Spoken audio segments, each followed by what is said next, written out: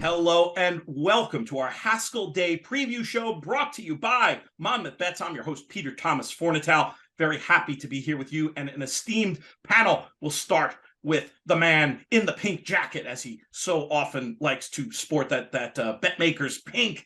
He is my co-host, really, for this show. The man with all the betting news. He is Dallas Baker. Dallas, how are things?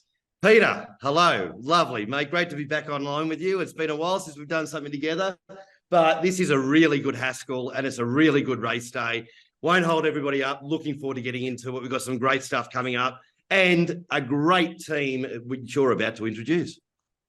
Indeed. We will start with a woman whose work you've heard on our In the Money airwaves. She's an Eclipse Award winner and a fantastic analyst currently working for World Horse Racing. She's Naomi Tukker. Naomi, what's going on?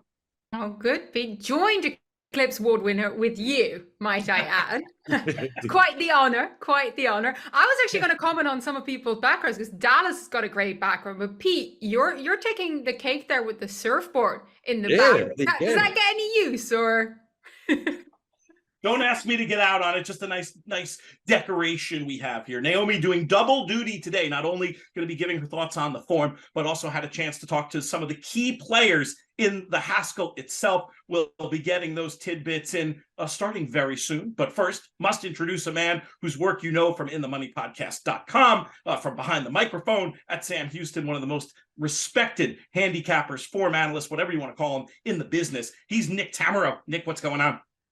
I'm doing great. I don't have a salmon jacket or a surfboard or anything really to offer other than my opinion, which everybody's probably disappointed with by this point anyway. So it's all I've got.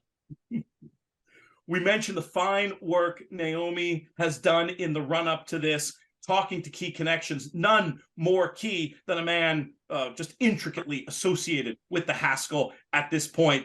That's Bob Baffert. She starts off asking Bob to what prompted him to give Arabian Nights some time off before coming to this Haskell run. Well, actually, we had transferred him to a Timyak team, and he had him there, and I think he had like maybe a foot issue going, so they just stopped on him. I got him back, and I said, well, we'll just wait. And,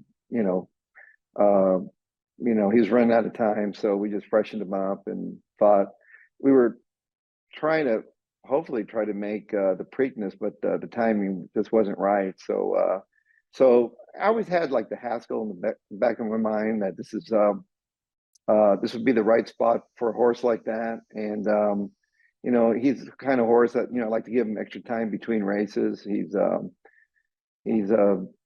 I think he's. We'll find out this week. It's a really competitive field. I was just looking at it, go, wow, this is a good field.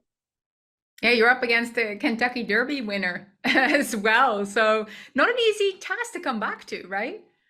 Well, it's an all-star cast: horses, jockeys, and trainers. I mean, you've got Richard Mandela, Cox, Atchison, Todd Pletcher, and myself, and some, you got the homeboys. They're always tough, and so it's you got Tapit Trice. On paper, he looks really strong, and it's the kind of race that they have to bring their A game, and so it's going to be probably one of the most competitive Haskells I've been in, and so it's going to be. I'm really excited about it. The horse shipped well.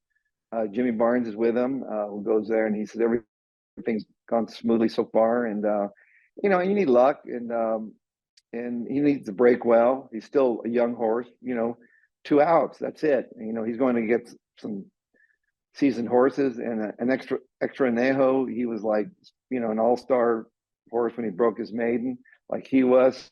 So he's coming off the big. He's going to be really tough. So it's going to be a tough race. Well, you mentioned in his preparation that perhaps the Preakness was coming up too soon. What have you kind of seen from him now returning to action that made you think he's ready to go? Well, I mean, the way he's been breezing, he's probably been ready for a couple of weeks now, waiting for it. And, but it's, I think fitness-wise, I think he's ready for it. He's a kind of horse that, these really good horses, you can just get them ready. You can just do so much with them, and then their class will get them the rest of the way. So I think it's going to be a good test for him. And, he's on the outside.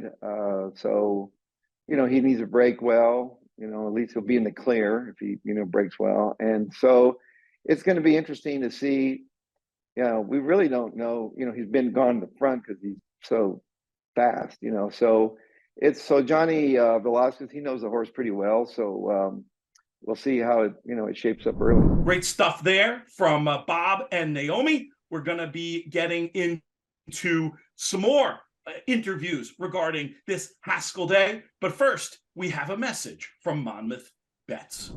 Monmouth Bets is New Jersey's exclusive home for fixed odds betting on horse racing, including this weekend's bumper Haskell Day Card. But it's not just Monmouth Park races you can place fixed odds bets. Tracks are available from the US and international venues. Download the Monmouth Bets app now and receive a free $50 bet once you verify. Fixed odds betting. The odds you bet are the odds you get. Available in New Jersey only. Terms and conditions apply. See website for details. Monmouth Bets, the only place to bet online fixed odds horse racing in the US. We're excited about the Haskell. We're also very excited about our Bet Makers Bonanza, which the winner of the Haskell, Travers, and Breeders' Cup Classic, if one horse wins all three, there's $1 million bonus. Bet Makers has been good enough to put up. We're excited about the Bet Makers partnership with Fixed Odds. Fixed Odds has the potential for huge growth in the handle in this country, and we're happy to partner with Bet Makers here at Monmouth Park, as well as on our Monmouth Bets app. Good to hear from Dennis Drazen, such an important figure in really the sports betting and fixed odds landscapes. I wanted to ask you a question, Dallas, before we proceed, because Bet Makers, for whom you work and are who are really helping launch the fixed odds movement in the USA, do this really interesting promotional thing, the Bet Makers Bonanza. What can you tell us about that, Dallas? Well, it's what we started in the year 2020 when Authentic did win the Bonanza, a slightly different Bonanza of what it is. So basically what we put up is $1 million for any horse that can go on to win as it stands now. The Haskell, the Travers, and then onto the Breeders' Cup. Pretty easy to do. You can just, come and walk outside and just turn around and do that any day of the week. I mean, obviously it's a bit of a challenge, but it's also $1 million. So look, I think we've seen a couple of horses that have come, a couple of extra horses that have come to the Haskell, and 1 or 2 extra horses make such a difference to races like this. So we've got a fantastic partnership with Dennis Drazen and all the team at Monmouth. That's been pretty much where we started our major business in the US, and anything that we can do to support and work in unison with them, especially doing a Haskell Day preview. We're more than happy to, and always excited to do so. We will be back with an interview with one of our other key Haskell players right after this.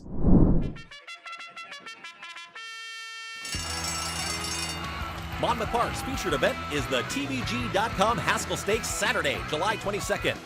Watch and wager as the country's top 3-year-olds converge on the Jersey Shore, looking to enhance their championship credentials. Play our $400,000 guaranteed late pick 4 and $200,000 late pick 5. First post, 12 noon. It's all TVG.com Haskell Day, Saturday, July 22nd at Monmouth Park Racetrack. It's all about the efficient trip. I don't think he's a horse that's very complicated in needing to be somewhere to be effective. He can take dirt. He's comfortable on the lead. It's just about an efficient trip so that when he finds his rhythm and gets in a good rhythm, he can make his move. Went into the decision to go to the Haskell instead of, for example, perhaps go to Saratoga for a prep there. That is, of course, if the Travers is still the goal later in this season. Yeah, Monmouth Park has always been a forwardly placed favoriting track, and so is Gulfstream Park. They're both services have some similarities, and the turns at Monmouth are a little similar to the Thurbit Training Center where we're at at the moment. So it was a track that we felt he'd have more familiarity with, or at least be have a less period of adjustment to than going to Saratoga, which is a demanding track. We were not able to ship, we're not just dealing with Mage. We have obviously a couple barns of several stakes horses. And for them, with some commitments in Kentucky, we weren't able to ship them as a group to Saratoga earlier to get him more experience over the Saratoga track. So we felt it was just made more sense to come off the layoff after the Preakness at home, which is at the Thoroughbred Training Center, and to start getting him going from the Thoroughbred Training Center. And being that the Haskell falls 5 weeks before the Travers, it made the most sense to pick this race. We're focused on carrying the mantle of being the Kentucky Derby winner, and that means running in the big races. So as long as Mage shows us that he's ready to do it. We would have loved to have had 5 workouts instead of the 3 that he's put in, but weather and other circumstances didn't prevented us from getting that. So like for ourselves, it's just about getting the ball rolling. You know what I mean? Like the Haskell, many great horses have won the Haskell, and many great horses have lost the Haskell and run second and run third and gone on to have an amazing year. And that's our mentality. Just perform well, put in a quality effort, and keep it moving. Look, he's sound 100% ready to run.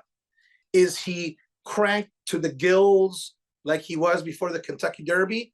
Just mathematically, anyone who can look at workouts can see that and know that that's not possible. Now, if people aren't educated as horse people to understand fitness and training regimens and training programs, well, then hopefully this gives them a little insight to understand like that kind of development for a racehorse when they're coming off a layoff and with the limited amount of workouts you're able to put in. It's just, some people don't know what that means. So hopefully this gives them a little clarity and perspective. He's 100% healthy and he's, fit to put forth a quality effort and move forward from this race. Great stuff there from Ramiro Restrepo and Naomi Ramiro, a real student of the game. Want to remind you that today's show is brought to you by Monmouth Bets. You can find them at monmouthbets.com. Your opportunity to bet fixed odds, not just on Monmouth, but on an array of tracks across the country, and get your fixed odds bets loaded there anytime you're in the state of New Jersey. Dallas, how's it been going on the Monmouth Bet side? Yeah, it's great, Pete. We're just gradually getting more and more content in week by week. Penn National was a newcomer this week. So that was welcome on Penn. That's great. And we've been taking some good bets on them. But and of course, you can also obviously download the apps on whether you are an Apple user or an Android user, whatever the case is, you can download the app, which most people these days prefer to do too, Pete. But sign-up bonuses there for you if you're a new account opener. Just go to, as you said, Monmouth Bets, or go to your App or Android store and go from there.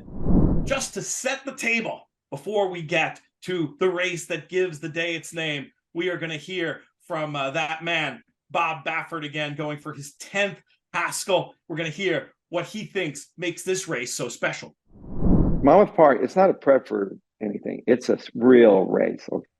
Okay, it's the Haskell, and it's a great one. It's $1 million, and it's like in golf. It's a major. Okay, and that's what the Haskell is. So we're looking forward to it. They've been great interviews, Naomi. I've had the unenviable task of actually having to edit them down, and there's some great stuff. And I'm pretty sure that they're on. If you want to see the full interviews at the Monmouth Park YouTube channel, they should be on. Great interviews. But Naomi, from the both obviously superstar gentlemen that you spoke to, there was a bit of a theme that I took from it, that one was indicating horses in Mage first up, will improve. Whereas Bob Baffert was saying no, and with that quote he just said, no, it's the Haskell, it's a golf major.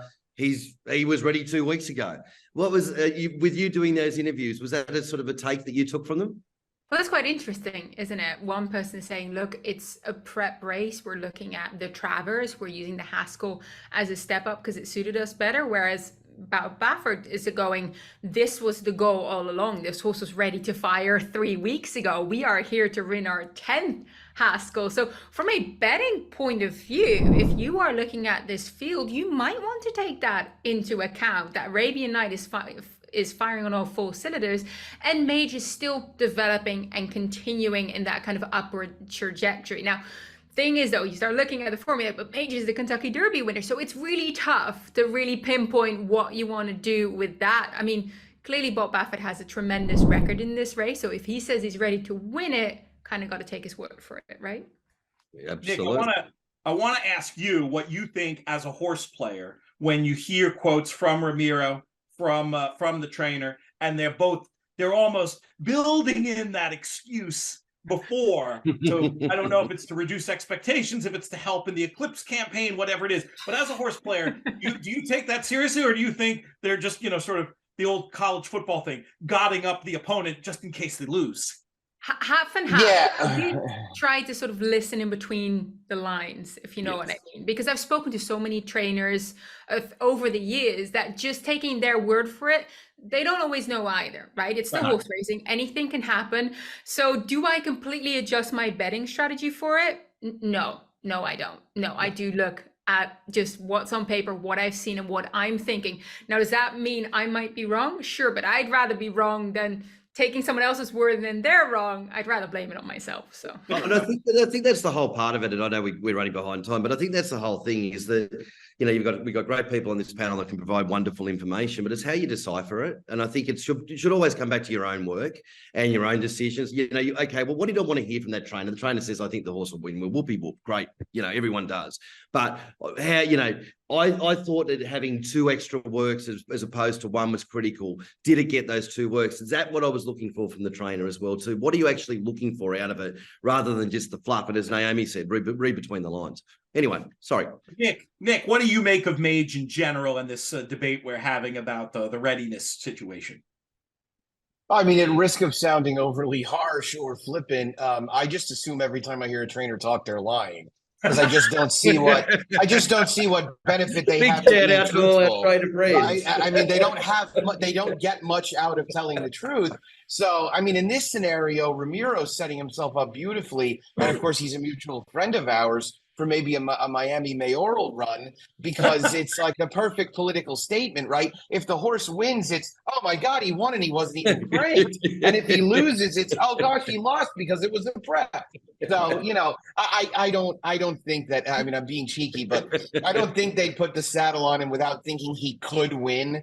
But I also understand that the Travers is the race that they covet. I have a hard time believing he's anything less than 100%. I think he's probably pretty darn close to it, if not. So I'm looking forward to seeing the showdown, and I think the banter beforehand is a lot of fun. And I'm glad that we were able to get so much of it captured by Naomi.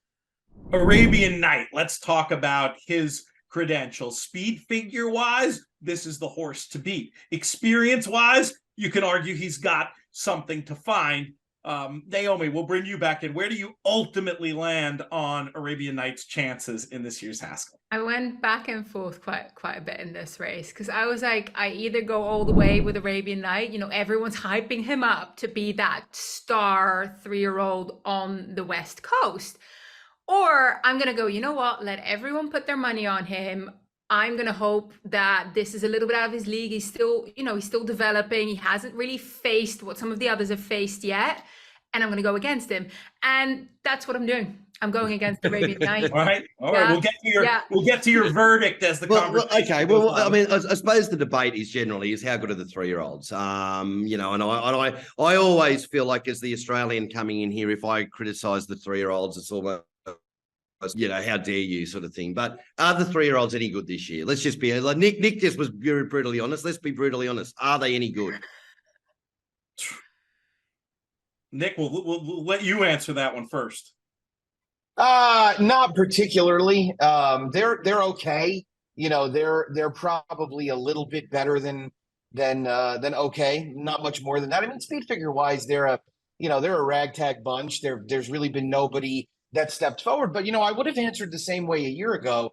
And yet by the end of the year, Epicenter and Taba had really stood out as the 2 best 3-year-olds by far. So because a lot of these campaigns don't necessarily really accelerate until the second half of the year, especially for a horse like a Bob Baffert trainee, where we've seen him do this so many times. This could be a totally different conversation in 3 months. But as of right now, they're a barely above average group. They're a slow group in general, speed figure wise. But I mean, Naomi said Arabian Nights making his third start, right? Arcangelo has run 4 times. Mage is still very lightly raced. So these are horses that could all end up taking a pretty clear step forward, and I think we could be maybe singing a slightly different tune in the future. I think implicit in Dallas's question is the idea that, the more average you think they are, the more you're going to be excited about Arabian Night based on what he's shown. Am I right with that? That was exactly what I was going to say, Mr. Fornatale. Yes. But does that mean so in your view, do you think this is an Arabian Night? Moral, special, certainty, wins by 6. Really? Yeah. Look, I went through all the tapes last night and had a look at it. Mage won the Derby, getting the right run at 15-1. Tappet, getting my tappets confused. It was, always in the market, sort of had a bad run, but whatever. It's sort of always been there about. I just got less and less impressed by looking through the classics, and then I just saw Arabian Night. And I just saw in that last that last furlong or sort of a part where it just showed that probably 4 strides, a real big acceleration where it bang, bang, bang. And I thought, okay, that might be something there. So, yeah, I mean, I might be over the top moral declaring it a certainty or whatever, but may as well make some noise. But I just think different form. I really like what Bob Baffert said. And I'll go back to last year when Tiber was there.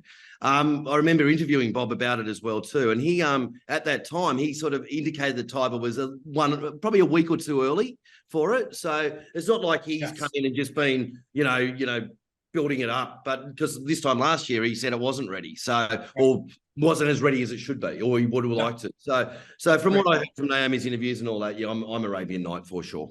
And what we'll do, on another show we used to do a How to Speak Australian segment. We'll go to that here. Moral is basically their version of Mortal Lock, I think is the US number in the frame. Don't even worry about it. Race is over. Just don't lose your ticket. That's the only thing you got to worry about. Tappet Trice, who Dallas mentioned, another key player in here, looking at this market, and a horse I feel like we have to discuss. I feel like he has shown greenness in every race, and I feel like it's one of these things you can read it either way. Maybe you just don't want to deal with a horse that seems physically incapable of running behind another horse, or maybe you say, if this guy grows up, as Tappet horses often do, maybe he could take a step forward. Are you buying the case for Tappet Trice, Naomi, in the Haskell? I'm buying it to try and create value. Is that a really horse players kind of terminology that I'm using? I'm buying it because what I'm doing is trying to create value against Arabian Night going to receive a fair bit of money. Now, I did see Tappet Trice in the flesh at the Belmont as well as at the Bluegrass. Belmont, of course, going that 1.5 miles. We're now cutting back again to, I think, a distance that's fine for him as well, that 1.8 miles. I love this Bluegrass run. I actually thought he was very strong there at that last bit against Verifying, the 2 going head to head. I thought it was pretty professional there. So I wouldn't put it past him to show up and to do well enough.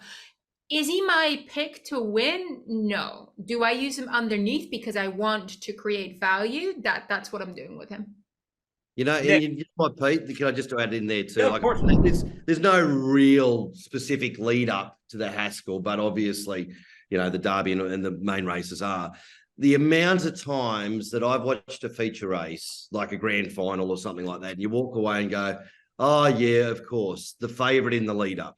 It might have got beaten or whatever, but it's come out. Then you've let it go around at 12-1 in the race before. It was 2-1. It comes up and you look at it and go, yeah, of course, the favourite in the lead up. It's so yeah. I think with Tappet Trice, that's where he gets really, really good marks. Is that he's been close enough to the top of the market in all of those races. Nick, there's a couple of interesting mid prices in here we haven't talked about yet, in the form of Extra Añejo and Go Rocket Ride, even Salute the Stars in the betting. What do you think of any of their chances?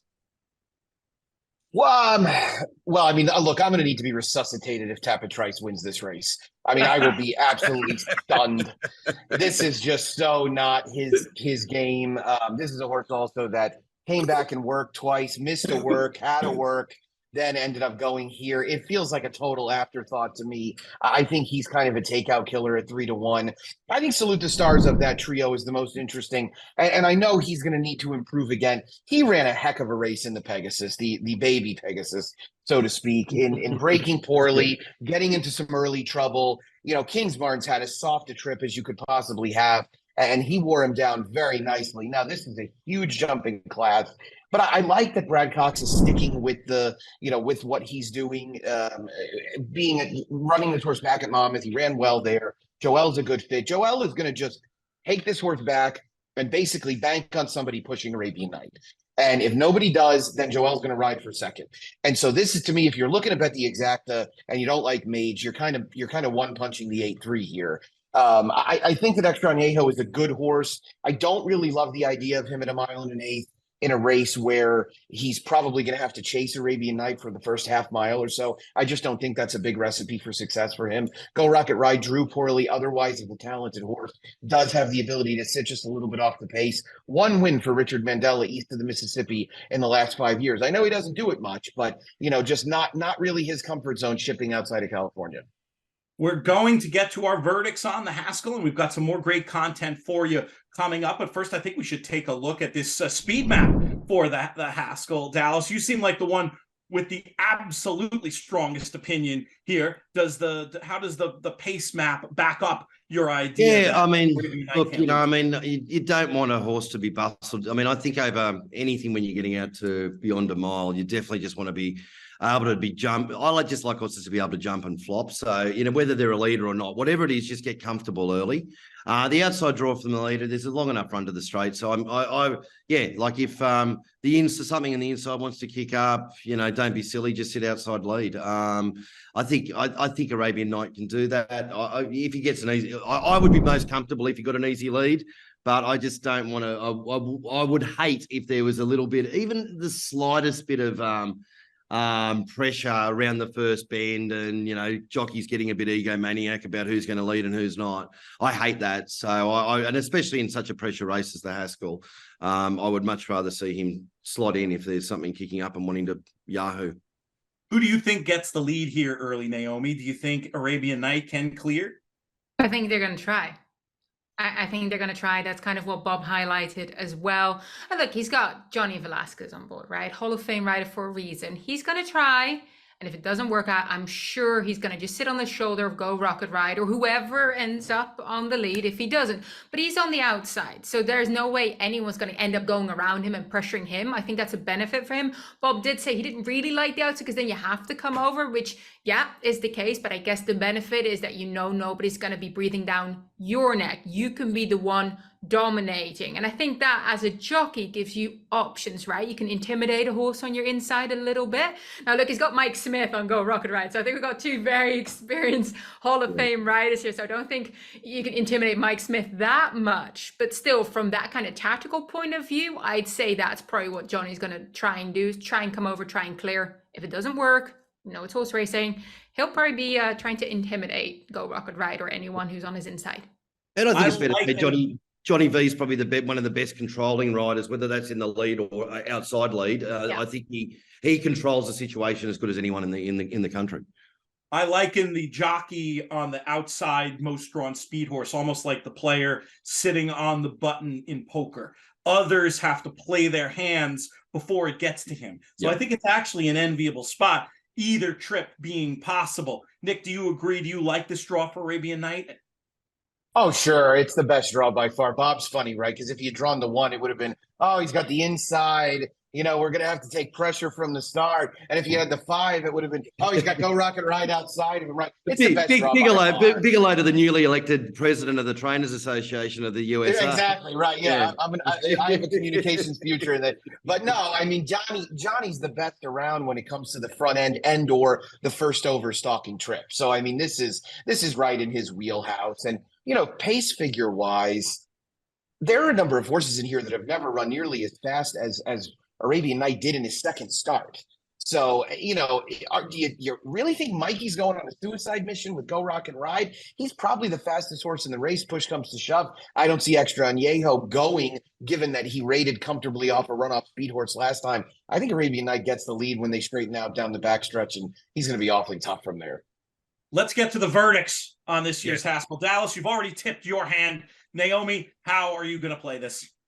So I'm either going to be a genius at the end of this, or Arabian Night just ran off the screen, and I'm sitting here going, well, I tried, right? Somebody will be right. That's the good one of us wins, Naomi. That's the good news. So yeah, I was trying to be clever here. I do very much respect Mage. Just, one of only a handful of horses that Patrice did it too, but Mage, one of only a handful of horses that has run triple-digit buyer figures. Even if he isn't cranked, he's just an incredibly talented horse. So I kind of still think this is his race to lose, and we just don't know what we have with Arabian Night. So I'm banking against that by taking a shot using an exacta box, using the 4, the 5, and the 7 for quite a bit of money. $100 exacta box, so that's about $600 to try and create the value here. So if Arabian Night doesn't run 1 or 2, I'm laughing. But if he does, I was wrong. But this is that guessing game of how quick does a 3-year-old develop? How good is this horse really?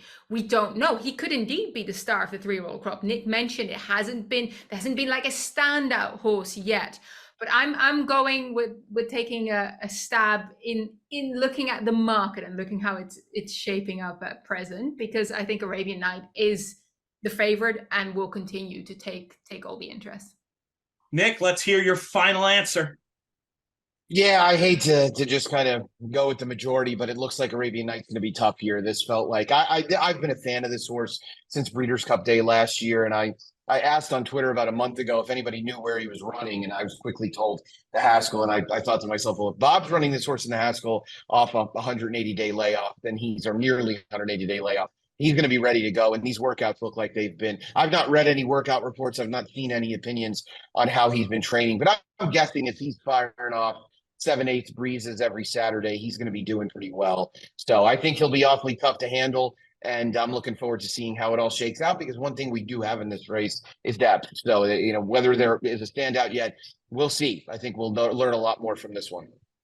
That's our thoughts on the big one. We've got plenty of more great content for you, but right now we're going to go to another word from our sponsor, Monmouth Bets. Monmouth Bets is New Jersey's exclusive home for fixed odds betting on horse racing, including this weekend's bumper Haskell Day Card. But it's not just Monmouth Park races you can place fixed odds bets. Tracks are available from the US and international venues. Download the Monmouth Bets app now and receive a free $50 bet once you verify. Fixed odds betting. The odds you bet are the odds you get. Available in New Jersey only. Terms and conditions apply. See website for details. Monmouth Bets, the only place to bet online fixed odds horse racing in the US. Well, Haskell Day is obviously the big ticket item this weekend. Monmouth Bets is offering fixed odds on multiple venues around the US, Canada, Jamaica, even South America. Here are the best betting plays from some of our experts as we go around the grounds. Hey everybody, Jim Miller here, racing analyst at Hawthorne Racecourse. We're talking about the best fixed odds wagering play for Sunday's card. That's going to come in race number 7 with the 1-horse Aviano. This one from the barn of trainer Antonio Miraz. Horse that tends to sit back a little bit early on and come charging at him late. But this is a horse that was also fantastic in New York last year. Looks to get a great pace set up ahead of it, and if you can get that 7-2 on Aviano, definitely worth the play. Good luck. 2 feature races on the Saturday's Century Mile card, races 7 and 8. 7th race is the 38th running of the Count Latham. My best bet for that one will be 6-1 for Chet. Taking a big drop in class here for the $50,000 stake race. Was 7th in a $125,000 stake race, and will like the improvement with the extra 2 furlongs in this one. And with the 8th race, the 62nd running of the Century Mile Handicap, I went with the 3 Masquerades. Was wide throughout the race and just got nosed out at the end. Is it going to be as wide? Going to be a lot closer to the pace. And I expect this one in the winner's enclosure. Once again, 6-1 for Chap in race 7 and 3 Masquerades in race 8. We're going to the nightcap. I'm not really a fan of betting $1.80 fixed odds price or $1.80 price in any form. But Lure of Lucy, number 11, is just clearly the best horse in the race, best post position in the race, quickest horse in the race, looks great at exercise relative to a lot of these, and should have a simple task here. So we will go with $1.80, even though we're not a fan of $1.80s, just because she is just the best horse in the race. And sometimes that's all you have to do, bet the best horse in the race, regardless of the price. Race 5, I love the 1, Kid You Not. I'm probably going to do a 1-6 and a 1-5 cold exacta here, but Kid You Not is the lone speed of the race. Here in U.S. racing, if you're lone speed, it might be tough to catch. This horse has seen better competition at Fairgrounds and Churchill Downs. Won nice last time out, about 2.5 length winner at odds of 5-2. Because of the way our odds set up here, I'm expecting about 5-2 again here today. Grade 1 action is up next in the form of the United Nations. We're going 1 mile and 3/8 on the turf. Looks pretty competitive at the top of the market. Nick, we'll start with you. Just generally speaking with this race, are you thinking you're interested in one at the top of the market, or are you looking at something at a little bit more of a price? Yeah, no, I think Red Knight is a very clear favorite here. I have no doubt that he's better than these horses. I know Planetario comes in looking particularly sharp off that big win in the San Juan Capistrano. He might actually be a little too long-winded for this race. 1 mile and 3/8 at Monmouth is a quicker, much quicker race than 1.5 miles at Santa Anita, in my opinion, even though you do literally start going down the hill. And so I also think the Red Knight has a little bit more tactical speed. The Man of War, for example, if you use that race as a benchmark for what type of horse Red Knight is, he was within range of the pace to the point where he can stay, close enough to not be too far out of it. And I think that'll prove a big advantage. I did not realize first go round how well he ran in the Manhattan. You say he ran 4th beaten 4 lengths in a turf race. How could he have run that well? That was a race, of course, where the winner won by almost 3. I mean, up to the mark, buried the field that day. He essentially lost a photo, or he was 1.25 lengths behind a photo for second. So he really didn't run poorly at all. And I think he's a horse that, again, distance-wise, he's getting to what he does best.